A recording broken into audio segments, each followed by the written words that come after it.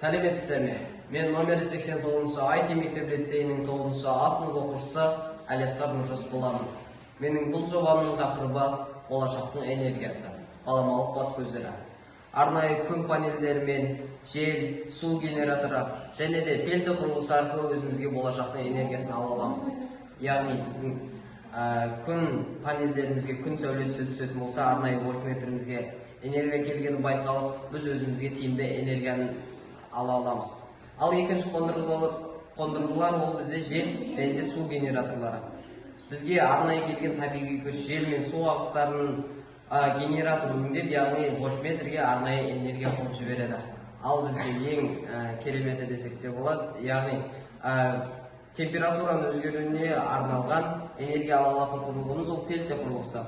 Оның бір жағын ысытып, екінші жағын суытатын болсақ, біздің вольтметрімізге энергия келеді. Сіздерге көрсетейін. Яғни көріп тұрғандарыңыздай біздің вольтметрімізге энергия келіп тұрған байқай аламыз. Біз осындай тиімді энергия көздерімен осындай өзіміздің аулаларымызды немесе әртүрлі саябақтарды немесе үлкен мекемелерді болашақтың энергиясымен қамтамасыз ете аламыз. Назарларыңызға рахмет.